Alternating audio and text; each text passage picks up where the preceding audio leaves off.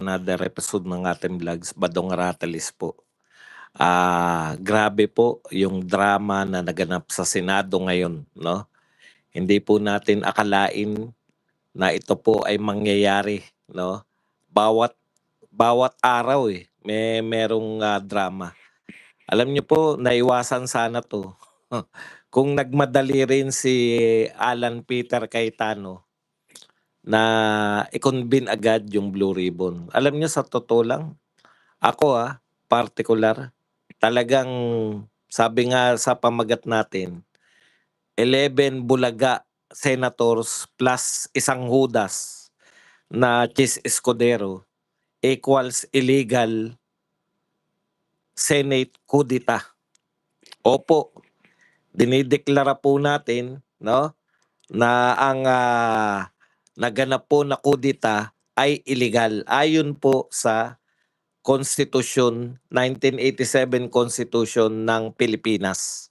Hindi ko po alam kung magkakaiba po, pero may binabanggit po silang Supreme Court decision, no? Na yun po yung pinagbatayan nila. Kanina, hindi ako makapaniwala na talagang paano mangyayari na napakalinaw po ng majority ay kukunin sa 24. Kaya po ang majority ay 13, no? Malinaw po 'yan. Sabi nga ni Pia Cayetano, kailan pa naging 12, kailan pa naging 12 equals 13. Yan po ang mahiwaga. Kaya ako paulit-ulit ako kanina, nagpo-program po kami. Nakakalungkot po kasi nakita ko po. Opo, live po to. Nakita ko habang nasa program kami kanina ng Birada, bigla, ang saya ko kasi. Yung emosyon talaga grabe, talagang up and down, up and down. Ang sakit na po sa dibdib na ang saya-saya mo, na binabalita nyo, na magkakaroon na finally, matutuloy na yung Blue Ribbon Committee hearing na matagal na pong hinahangad ng mga Pilipino, no? Yung Blue Ribbon Committee hearing na finally, sa paniniwala natin, ay magbubulgar, no? Magbubulgar ng kung sino talaga yung mga mastermind dito sa pinaka malaking nakawan. Breaking all records sa lahat po ng nakawan na naganap sa gobyerno ng Pilipinas. Ito na po ang breaking all records na pinakamalaking nakawan. Finally, kako, sabi ko kahit isang araw lang ng pag-imbestiga dito po sa pinakamalaking nakawan, solve na kami. Solve na kami yung sakripisyo na ginawa ni Bato na yung kanyang sarili ay sukat ipahamak, no? Kasi kung nadakip si Bato, naroon na po siya sa ano ngayon, sa Netherlands. Sukat ikakulong ni Jinggoy Estrada, no? Na makukulong po ng ilang taon. Hangga't hindi siguro mananalo si BP Sara, baka hindi po makalaya yan si Jinggoy. Grabe na po yung sakripisyo para lang po traidorin. Grabe po talaga, no? At tayo paulit-ulit, no? Ang sino man, ito po yung general rule, uulitin ko lang po. Pinahayag po natin yan. Sabi po nila Camille Villar at saka ni Marcoleta, Judas na masahol pa kay Judas, no? Yung magta-traidor. Ano pa lang yun, yung hinahunting pa lang si Bato. Mas masahol pa kay Judas. Tapos po, nakulong si Jinggoy Estrada. Alam niyo po kung ano yung sinasabi ni Jinggoy? Paulit-ulit, mayat-maya, oras-oras, minuminuto siyang ino-offeran na mawawalan ka ng kaso. Mawawalan ka ng kaso pagka ikaw ay bumaliktad mula majority napunta ka sa minority, magkakaroon ng bagong majority. Kaya talagang talagang alam po natin kahit na hindi umamin si Chis Escudero, ang babantayan po natin. Eto challenge po para hindi po nakakahiya. Ombudsman, paulit-ulit kayo nakasama si Chis sa sasampa ng kaso. Kasi ganito po yan, may isa pa pong magtatraidor dyan, Tiyak, para makuha nila yung 13. Pero challenge po to sa sinasabi nating independence ng ombudsman. Kasi po pag hinayaan niyo po yan na ang linaw po ng sinasabi ni Jinggoy, ang alok sa kanya, ngayon niya lang daw binulgar, ang alok sa kanya, mawawalan ka ng kaso kung babaliktad ka. Pag hindi ka bumaliktad, yan nga, makukulong. Kinakailangan pa nila na isa para maging legit yung ginawa nilang kudita. Ngayon po, inihabol lang po nila kahit 12 lang sila. Inihabol po nila illegal na kudita nila. Para saan? Para mapigilan po yung investigasyon bukas. Blue Ribbon Committee. Dadalo yung 18 Marines, Attorney Baligod at kung sino pa po yung pinadadalo. Ngayon po, stand off na sila dyan. Kasi nagpahayag na yung Senate President. Hindi po nila pwedeng hindi kilalanin na Senate President pa rin si Chis Escudero. Stand off na sila dyan na dalawa po yung BRC na nagkiklaim. Dalawa po yung Blue Ribbon Committee. Yung isa pong Blue Ribbon Committee na nagkiklaim po na illegal yung kudita, yung sinagawa po nilang kudita ngayon ay tuloy ang Blue Ribbon Committee bukas at yung isa pang Blue Ribbon Committee chairman nagpahayag na po ng hindi tuloy. Sabi naman sa inyo tama po yung mga hinala natin na ito pong mga tao na to gagawin po ang lahat. As in lahat para lang mapigilan yung Blue Ribbon Committee hearing. Doon po sila concerned. Wala po sila sa mga impeachment. Matuloy o hindi impeachment, wala silang pake. Ang importante sa kanila, hindi matuloy yung Blue Ribbon Committee. Teka lang. Kakabitan ko lang ng to.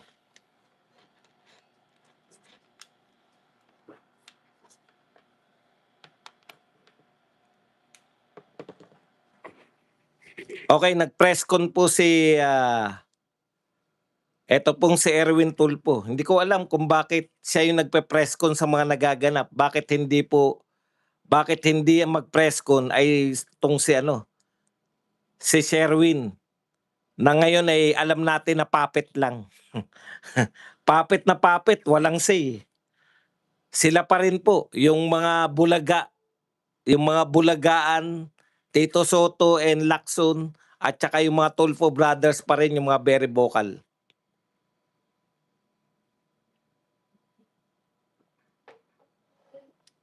Okay.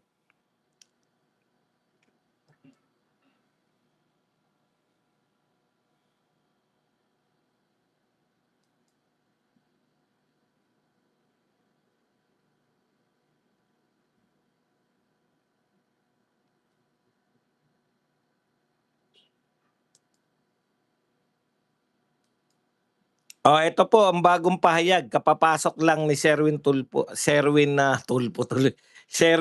Gatchalian. The committee chairmanships and memberships having been declared vacant and to give way to the organization of committees under the new chairperson, no official business has been scheduled tomorrow, June 4, 2026.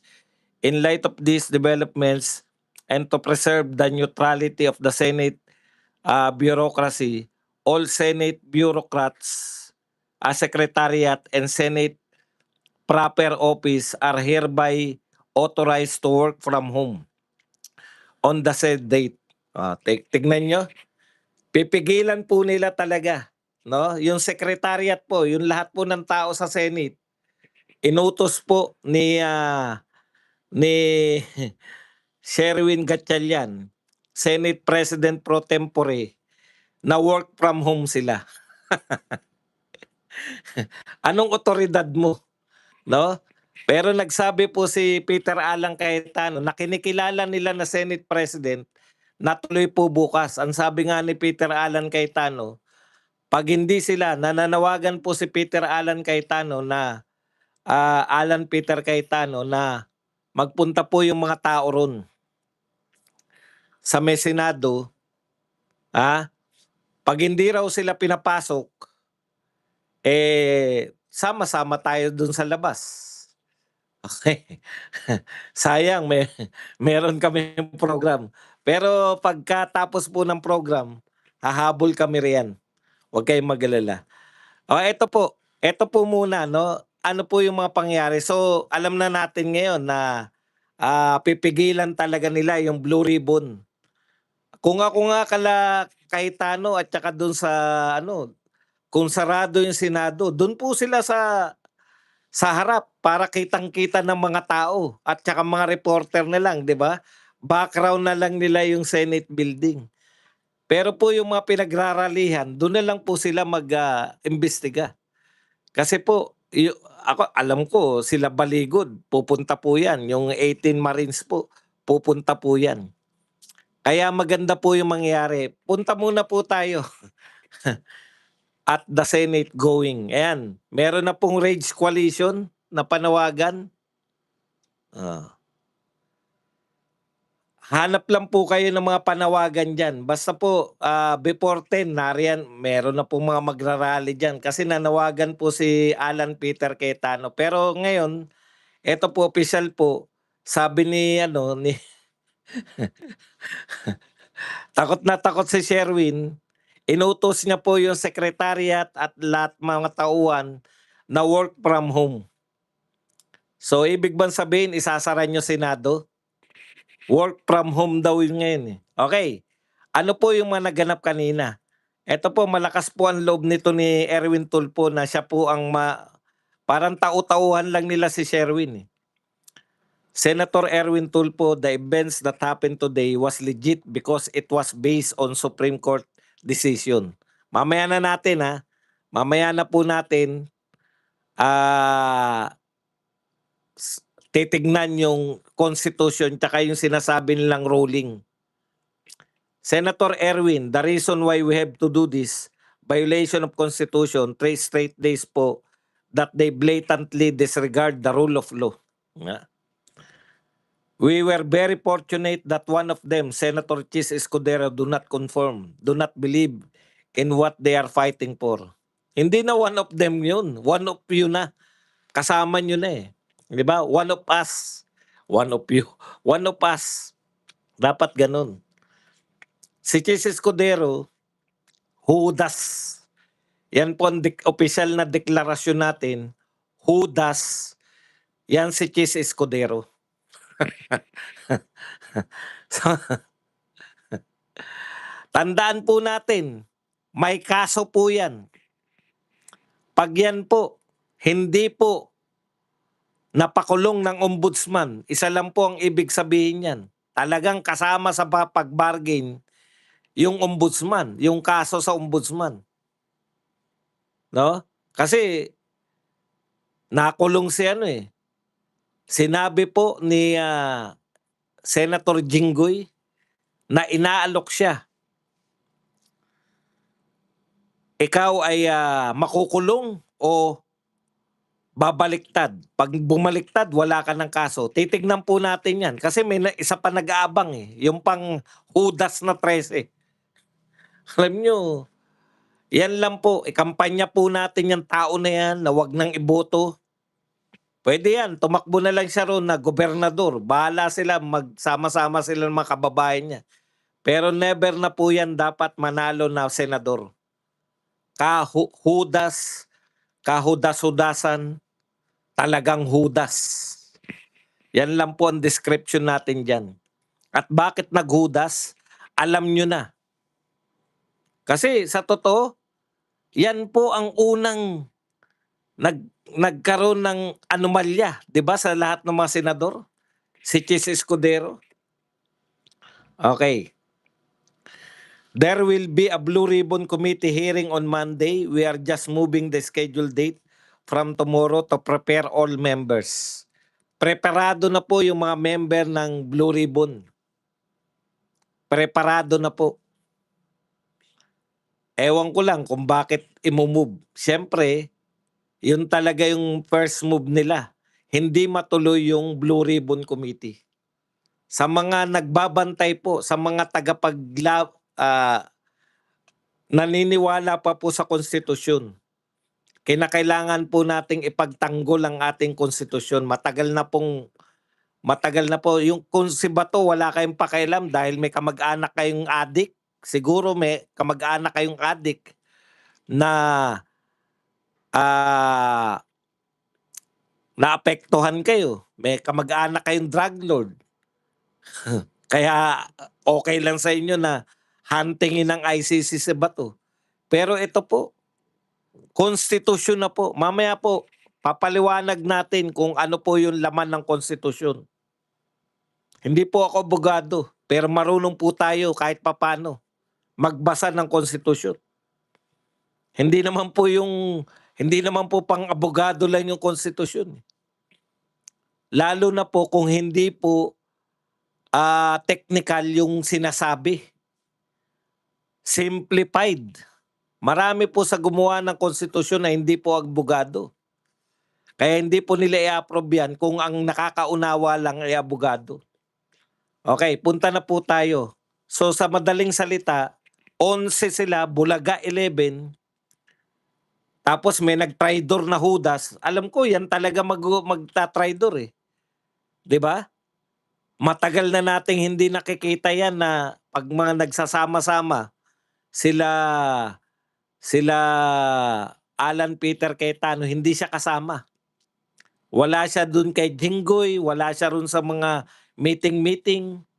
Hindi siya lumalapit kay Pia Cayetano nang umiyak sa galit si Pia Cayetano. Wala siya ron. Hindi ko napansin. Ngayon, ano lang yan. Matagal na natin sinasabi yan. Waiter ni Lisa yan, di ba? Kitang-kita nyo naman yung video na yun. Walang pakundangan. Okay. Ngayon po, punta po tayo sa konstitusyon. Ano po ba ang kahulugan ng quorum? At ano po yung sinasabi nila na Abilino versus Cuenco Doctrine? Ito po yung laman ng konstitusyon ng Pilipinas. Hindi po to rules ng Senado. Iba po yung rules ng Senado. Ang rules po ng Senado, pwedeng baguhin ng majority ng senador. Okay. Kaya sinasabi natin, Bulaga 11 plus 1 Judas equals illegal kudita. Yan po ang naganap. Illegal na kudita. Bakit po? Hindi po dahil sinabi ng senador na ganun. Ayon po sa konstitusyon, constitutional provisions governing the quorum of the Senate is found in Article 6, Section 16, Paragraph 2 of the 1987 Constitution. The text states, a majority of each house shall constitute a quorum to do business. So para magkaroon ka ng business, kinakailangan meron kang quorum. Pag walang quorum, walang business ang Senate. Okay. But a smaller number may adjourn from day to day and may compel the attendance of absent members in such a manner and under such penalties as such house may provide. So ibig sabihin, pwede rin pala silang mas konti sa majority. Ano lang ang kayang gawin ayon sa konstitusyon? Pag wala na sa quorum, sasabihin na isa, mag-adjourn na tayo kasi wala na sa quorum eh. Ganun po yun. Ganun po ka-importante yung quorum. Pag wala kayo sa quorum, hindi po kayo pwedeng magsagawa ng business. Okay. So, ano po yung explanation diyan, no, sa numero, baseline rules? The baseline rule is 13 members. 13 members po dahil ang ating senador ay composed of 24 elected senators. Okay.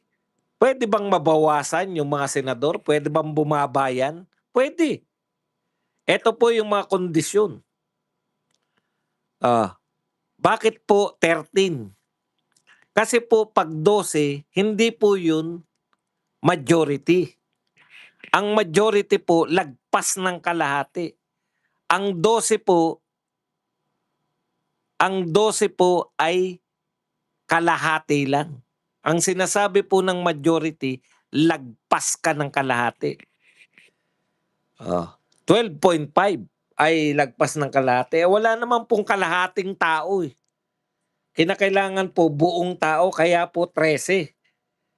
Yan po yung meaning ng majority. Ayon po sa konstitusyon. 13. Okay. Para po makapag-conduct ka ng official business, makapag-debate, or magkaroon kayo ng motion.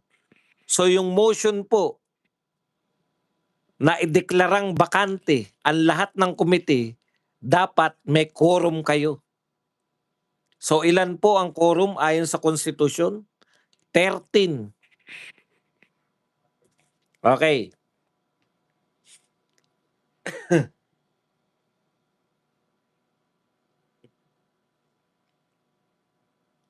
Ngayon, ano po ang pwedeng gawin ng mga, kunwari, hindi maiiwasan, tumakas si Lito Lapid. Halimbawa, mag-alas 4 na, umalis na si Lito Lapid.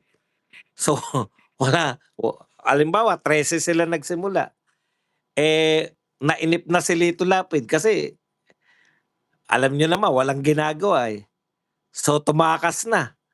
12 na lang sila. Pag wala na po sa quorum, ito po ang gagawin, ito po ang pwede lang nilang gawin. If the active attendance drops below the majority or quorum, the present members have no constitutional authority to pass legislation, adopt substantive resolution. They are restricted to limited parliamentary actions. Hindi na po sila po pwedeng magpasa ng batas. Hindi na po sila pwedeng magpasa ng resolution. Ano po ang pwede lang nilang gawin? Pwede lang silang mag-adjourn. Okay. Ngayon, declaring a recess. Pwede silang mag-adjourn o mag-recess or utusan yung sergeant at arms na kung nakatambay lang, halimbawa si Lito Lapid, nariyan pa sa vicinity nila, hindi pa nakakalabas ng Senado, pwede po nilang utusan, may CCTV sila eh. Nasaan ba si Lito Lapid? Ayan, papalabas na sa Senado. Pwede nilang utusan yung Sergeant at Arms para pigilan si Lito Lapid at pabalikin para magkaroon ng quorum. Yan yung sinasabi ni Marcoleta na pwede nilang ipahuli yung mga minority para magkaroon ng quorum kung tumambay lang sila sa loob. Okay? Yun lang po ang pwedeng gawin. Mag-adjourn, mag-recess, o kaya ipahuli para makabalik si Lito Lapid sa sa session hall. Yun lang ang kaya nilang gawin. Ngayon kung meron na uling majority o meron na uling quorum, pwede na uli silang magpasa ng batas, magpaano. Okay. So, ano po yung sinasabi nila? Na, eto po legal interpretation. While the absolute math of the full Senate dictates a quorum of 13, historical Supreme Court precedents dictates how majority is calculated when the active roster shifts. Okay. Ito po yung binabanggit nila na desisyon daw ng Korte Suprema.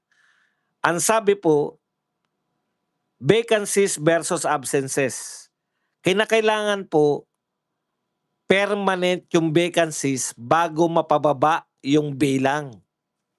Ano po yung mga dahilan para po magkaroon ng permanent vacancy sa Senado?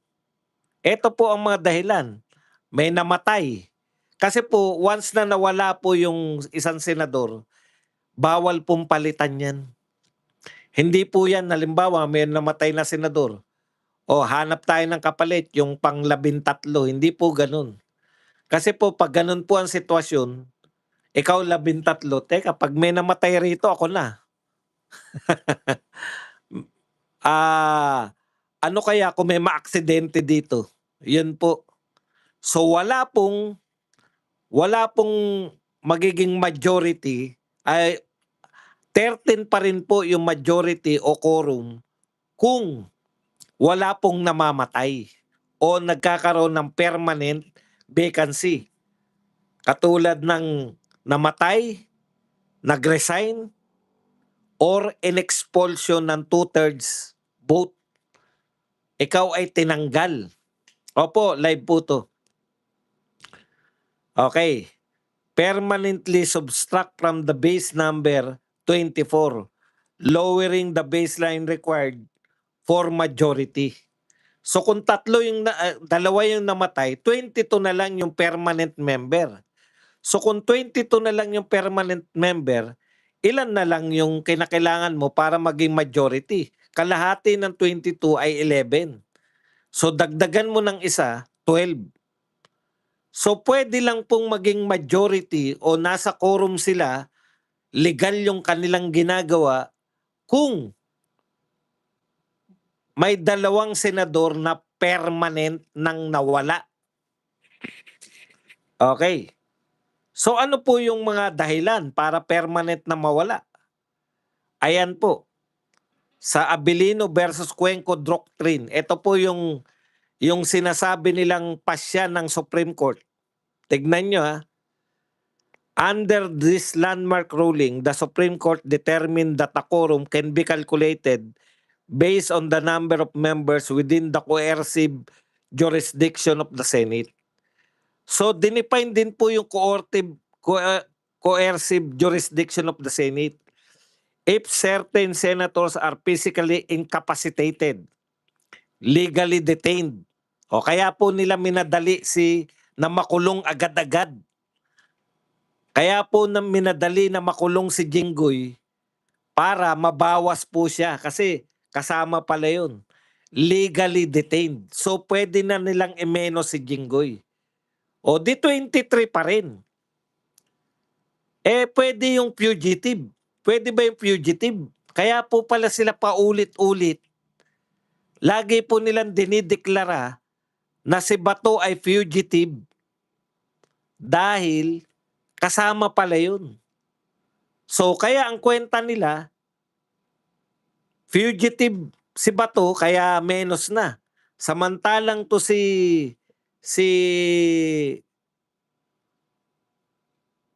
Jinggoy ay legally detained. O so tama yung kwenta nila, hindi po. Ito po yung fugitive, pagiging fugitive. May meaning po yan. 'Di ba? Ulitin ko lang po yung yung paliwanag ng Supreme Court ha. If certain senators are physically incapacitated, halimbawa, legally detained. So okay po yun kay Jinggoy, legally detained siya. Ayaw man natin, kaya pala ini-insist. Hindi po legally detained siya. Kaya pala si Erwin Tulfo, basang-basa po. Ito pala yung briefing sa kanila. Kaya pala sinasabi niya na pag nakulong si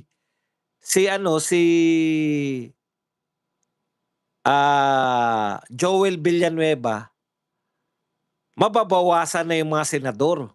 Dahil po dito sa Supreme Court ruling na ito.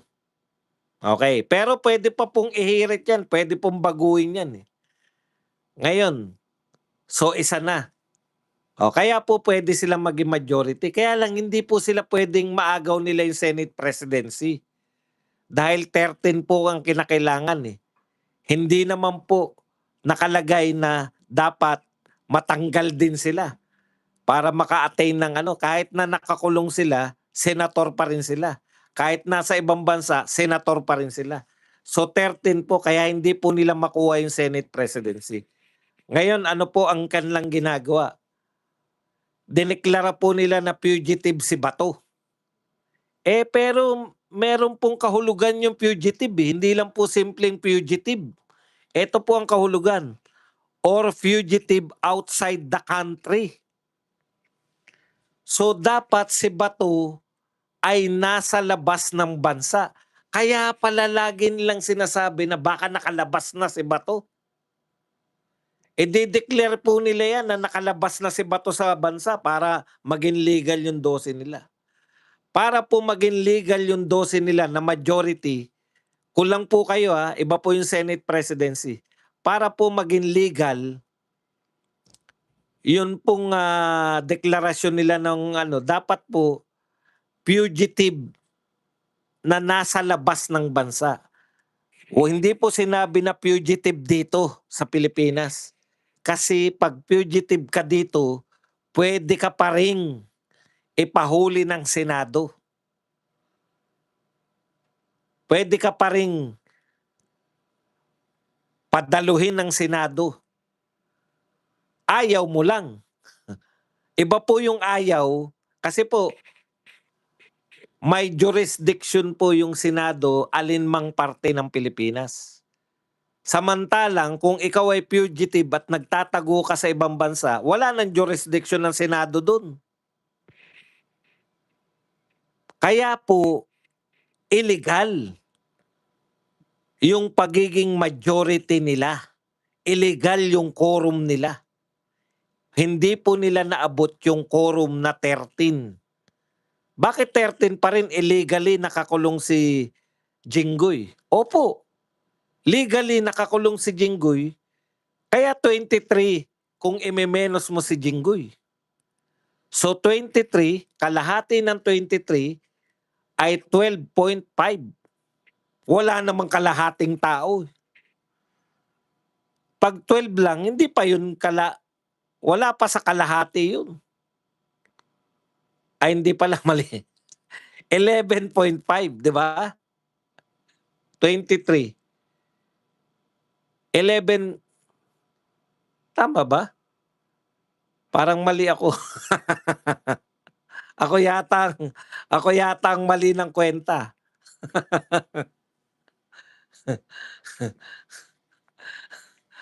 So magiging 12. Yan po yung pinagbabatayan nila. Sa tingin po natin, hindi pa po yan kasi 11.5 so 12. Hindi po. Tama 11.5. O tama po 11.5. Yan po yung pinagbatayan nila. Pero yan ba talaga? Yan ba talaga yung batayan? Oh. Ito bang si Abilino versus Cuenco, yan ba talaga yun? Yan ba yung kahulugan ng Supreme Court? Kaya Supreme Court lang po makakapagpasya niyan. Kasi po, sa bilis po ng pangyayari na to, makikita po natin, si Jinggoy, definite na ba yung pagkakakulong niya? Ibig sabihin, si Jinggoy ba tanggal na sa pwesto? Hindi na siya pwede i-consider? Si Bato ba fugitive sa labas? Hindi naman Kaya questionable pa po yan, lalo na hindi pa nila napapalitan si Senate President dahil kinakailangan nila ng 13. Sa madaling salita, ang paniniwala ko po, dapat 13 po ngayon sa kalagayan po ng mga senador. Wala pa po silang moves na si Senador Jinggoy ay wag nang i-include dahil siya ay permanent nang nakakulong. Hindi pa po. Napaka-press pa po ni Jinggoy. Kasama pa po siya sa lahat. Hindi po ako eksperto. Marunong pa kayo Kami po mga vlogger, eksperto po kami sa pagbablog pero hindi po sa batas. Kaya nga po ang sinasabi ko sa inyo, pine-present ko po ito. Ngayon, may umaayon ba sa akin? Meron, ito. Oh, si Attorney Mike Tolentino. Ayan sabi niya. 24 senators require 13 quorum. Without quorum, there is no valid legislative business. Without constitutional compliance, there is no institutional legitimacy. Ito po, ang paliwanag niya doon sa case ni Abilino versus Cuenco should not be casually misused as authority to claim that 12 senators are always sufficient. That ruling was based on exceptional circumstances, particularly the peculiar situation involving a senator who was outside the country and beyond the Senate's coercive jurisdiction. It is not a blanket license to reduce the constitutional quorum of the Senate. Sabi po ng abogado, kasi may nangangantyaw sa akin, eksperto raw ba ako? Hindi po. Paliwanag po ni Attorney Mark Tolentino na isang abogado, 13 talaga. Kasi narito naman lahat ng senador, wala namang lumabas sa Pilipinas eh.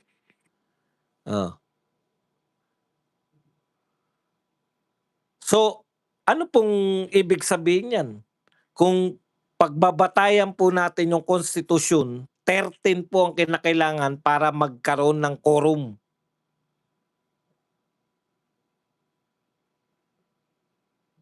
Ngayon, ano po ang kinakailangan? Ako suko na po ako. Alam ko po, papalitan nila yan balang araw. Lahat gagawin nila. Mapapalitan yan si Alan Peter Cayetano. Ang gusto ko lang po,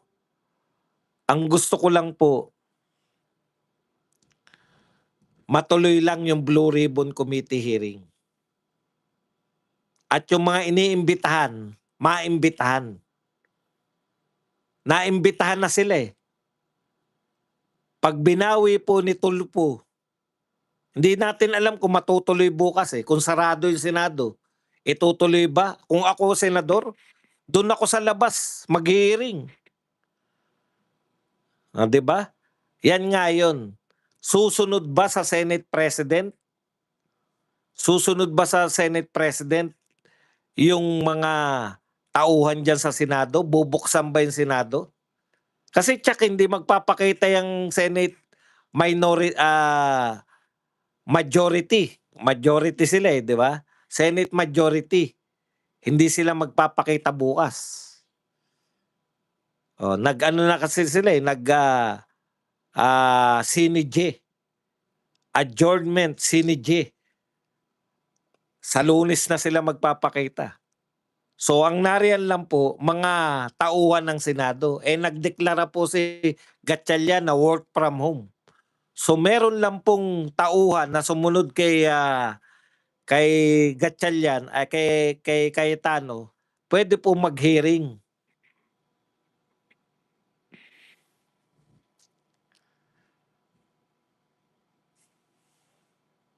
Pero ang tindi, no, hinabol pa, no, work from home. Bakit work from home?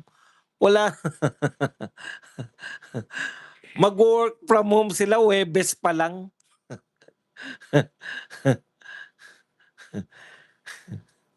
Hindi po. Sa tingin nyo ba walang susunod? Senate President pa rin si Cayetano eh. Diyan po makikita. Sa tingin nyo ba hindi kayang utusan? Kinikilala po, maski po ng bagong majority, kinikilala po nila na si Cayetano po ay Senate President pa rin. Ngayon, kung yung minority nga o dating minority na ngayon ay majority na di umano dahil meron na dagdag na isang hudas, Senate majority, sino susundin? Kinikilala nga eh na Senate President si Cayetano. Yan pang mga tauhan. Yan pang mga tauhan ang hindi kumilala sa kanya. Ngayon, sa pahayag po, ito po, para malinaw po tayo. Dito na po tayo. So malinaw po yun ha. Hindi po natin gawa-gawa yun. Hindi po ako eksperto. Kaya nga, baka mali ako. Tignan ko nga rin yung pananaw nung mga ibang abogado. Yan po ang pananaw. Kasi nauna po ang konstitusyon. Malinaw po sa konstitusyon eh. Meron pala noon na nasa ibang bansa yung senador, kaya ganun ang pagpapasya nila.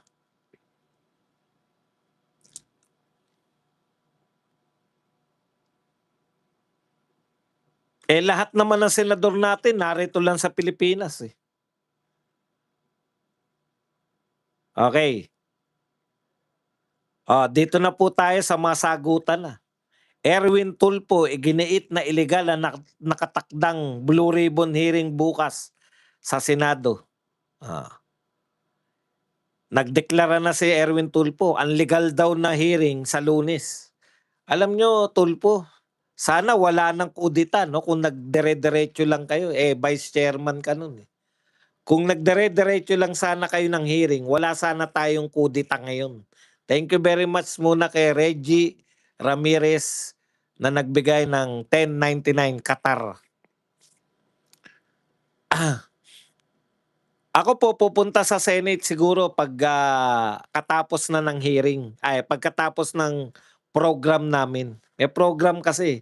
Hindi ko po kaya lumagari kasi wala akong sasakyan. Okay. Eto na po tayo sa mga sinabi na po nila. So sabi po ni Tulfo, illegal yung bukas. Sabi naman po ni Chis Escudero, eto isang ano to no? Eto talaga budol eh. Kung hindi ba naman budol to, nakita nyo naman parang anak niya na si, kung tutusin, di ba, si Heart Evangelista. Kung hindi ba magaling mambudol to eh. Pero wag tayo makialam sa usapin ng puso, badong. Stick to politics lang tayo. Sabi po ni Escudero, this is not a political contest. I am not taking sides. I am taking a stand for the Senate. Utot mo. Wala, hindi raw siya nagte-take ng sides. Talaga? Tuwan-tuwa ka oh. Sa picture, tuwan-tuwa ka oh, no, sinalubong ka oh. Mr. Joyet, thank you very much sa $5 na pangkape. Tuloy natin. My allegiance is not to any faction, personality, group, or alliance. This is not about loyalty, betrayal, or choosing one group over the other. This is about duty. Talaga? Duty yan? Talaga? Hindi raw betrayal, hindi raw panghuhudas. Bulahin mo kami. Tuwan-tuwa ka nga oh. Hindi raw po yan panghuhudas ayon kay Chis Escudero. Hindi raw po pamimili. Yan daw po ay duty niya bilang senador. Utot mo.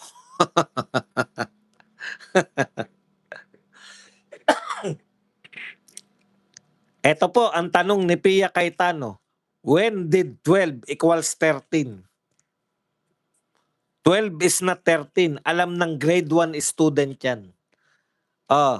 Mga grade 1 student, alam po nila na ang 12 is not equals to 13. Yan lang po ang sinabi ni Pia Cayetano. The Senate shall be composed of 24 senators. A majority of each house shall constitute a quorum to do business. Yan. So today, when 12 senators convened and purportedly held session, how can that be valid? So hindi po valid. Kanya-kanya na pong akusasyon eh. Sinabi ni Tulfo, pag meron nag-hearing bukas, illegal yan dahil siya daw yung tunay na Blue Ribbon Committee chairman. Sabi naman ni Pia Cayetano, yung ginawa ninyo, lahat ng aksyon nyo ngayon, kayong 12, yan ay hindi valid. Paano yan magiging valid? Kinakailangan mo ng 13. But as any freshman law student knows, mahilig yung mga abogado sa ganito, no? Any freshman law student knows, you can't pull out the rationale of a case and use it to suit your needs. The specifics of the case are different. Correct. So yung paliwanag po nila doon na pagpapasya daw yan ng Supreme Court, sabi ni Pia Cayetano, hindi nagpasya yung Supreme Court ngayon. Iba ang sitwasyon ngayon. Baka yung 1949, wala pa pong ICC noon. Sa madaling salita, hindi raw valid yung ginawa nila. Ah.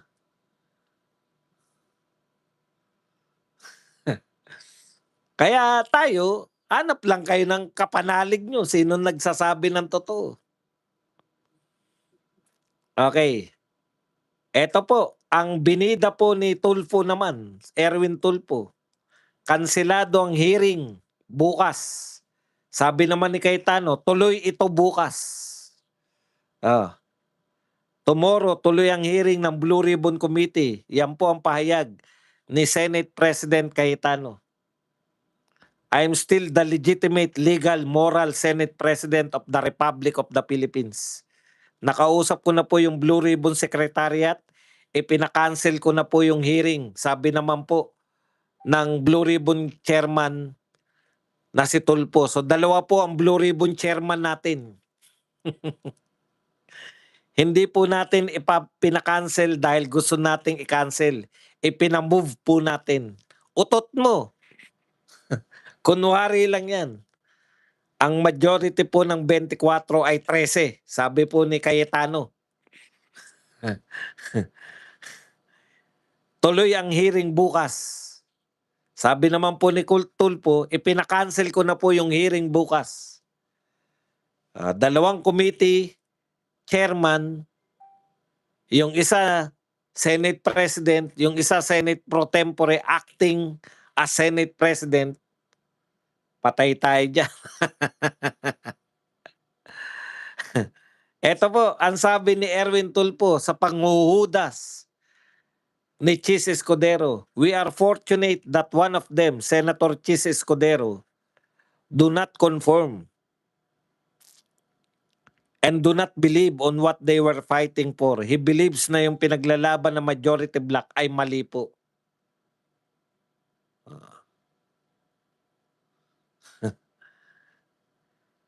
Ito naman po ang sinabi ni ito naman po ang sagot ni Cayetano uli. Dito kay Erwin Tulfo. Hindi si Senator Erwin Tulfo ang legal na chairperson ng Blue Ribbon Committee. Si Senadora Pia Cayetano ang chairperson dahil walang quorum. Yan lang po, dyan lang po umiinog eh.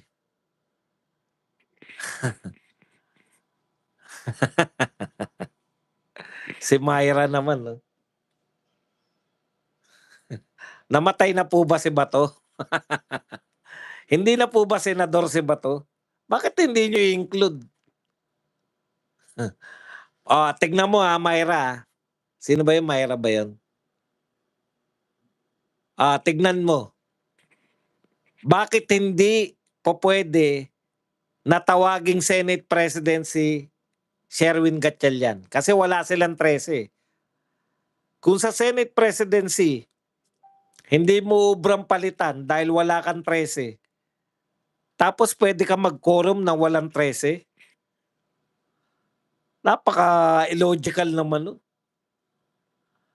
Tomorrow, tuloy ang hearing ng Blue Ribbon Committee, sabi po ni Alan Peter Cayetano. Ako pa rin ang lehitimo, legal at moral na Senate President ng Pilipinas. At ito po, dito natin tatapusin ang ating programa. Hindi pa po programa. Yung ating talakayan, mamaya po, yung inyong mga katanungan at inyong mga reaksyon. Ayon po kay BP Sara. Wala naman siyang polisiya. Ito po yung kinatatakot ni BBM, baka hindi raw po ituloy ni BP Sara yung mga polisiya niya. Finally, sumagot na po si BP Sara. Ito po ang kanyang kasagutan. Wala naman siyang polisiya na na-implementa. He has done nothing, so there is nothing to change. Naintindihan nyo. Nangangamba si Pangulong Marcos na hindi o babaguhin lahat ni BP Sara yung polisiyang kanyang mga pinatupad. Ni-real talk po siya ni BP Sara, wala naman siyang polisiya. Ano ang babaguhin? Yan lang po ang ating topic. Pwede na kayong magtanong, pwede na po kayong bigay ng reaksyon at